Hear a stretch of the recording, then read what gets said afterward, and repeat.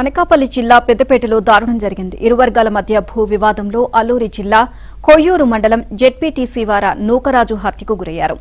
అనకాపల్లి జిల్లా రోలుగుంట మండలం ఎంకేపట్నం survey number 139లోని 10 ఎకరాల్లో ఆదివాసులు సాగు చేసుకుంటున్నారు. ఈ భూములపై కన్నేసిన జెడ్పీటీసీ నూకరాజు పలుకుబడితో తమ పేర్లను రెవెన్యూ రికార్డుల నుంచి తీయించారని ఆదివాసీలు చెబుతున్నారు. 2023లో తమపై దాడులు కూడా చేయించారని, అప్పట్లో ఈ వ్యవహారంపై పోలీసులు క్రిమినల్ కేసు కూడా నమోదు చేశారని ఆదివాసులు చెబుతున్నారు.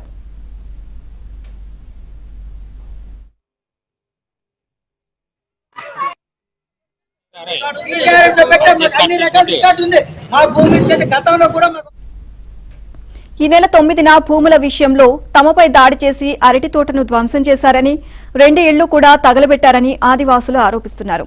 అయితే జెడ్పీటీసీ హత్యలో అధికారుల నిర్లక్ష్యం ఉందని నర్సీపట్నం ఏరియా ప్రభ్ ఆసుపత్రి దగ్గర జెడ్పీటీసీ బంధువులు ఆందోళనకు దిగారు.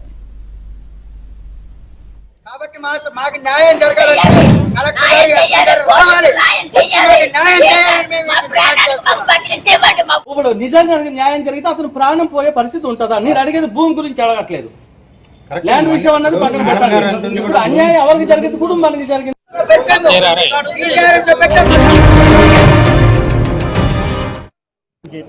ఎవరు కూడా ఏ అధికారి కూడా ఎంఆర్ఓ కానీ రెవెన్యూ సైడ్ నుంచి పోలీస్ సైడ్ నుంచి ఎవరు కూడా పట్టించుకోవడం లేదు. ఈ రోజు అయితే ఎటుందో మా తాతయ్య గారు భూమి మీదకి వెళ్ళి చాలా రోజులు అవుతుందో ఒకసారి భూమి ఎలాగుంది పరిస్థితి ఏంటి ఒకసారి చూసి వద్దామని భూమి మీదకి వెళ్ళారు. భూమి మీదకి వెళ్ళబోటికి వీళ్ళు మా తాతయ్య గారు వెళ్ళక ముందే వీళ్ళందరూ కర్రలు కత్తులతో ప్రీ ప్లాన్డ్గా ఉండి ఈయన ఎప్పుడైతే భూమి మీదకి వెళ్ళి వెంటనే స్పాట్లో చుట్టుముట్టేసి కర్రలతో కత్తులతో ఆయన కొట్టి వెంటనే స్పాట్లో ఆయన చనిపోవడం జరిగింది. ఈ సర్వే నెంబర్ 139లో సుమారు 10 ఎకరాలు తగు అనేది వార నూకరాజు జెడ్పీటీసీ గారికి, అదేవిధంగా కేదర్ దేవుడు వారి 2 కుటుంబాల మధ్య గత 3-4 సంవత్సరాల నుంచి ఉంది. వారు ఈరోజు తోటలోకి వెళ్లే సమయంలో కేదర్ దేవుడు వారి కుటుంబ సభ్యులు ఈ నూకరాజు గారిని కర్రలతోని కొట్టి చంపడం జరిగింది. ఈ సమాచారం అందుకున్న తర్వాత నేరస్థలానికి వెళ్ళి మేము పరిశీలించి దాని మీద కుటుంబ సభ్యుల నుంచి రిపోర్ట్ను తీసుకొని కేసు నమోదు చేసి దర్యాప్తు చేస్తాము.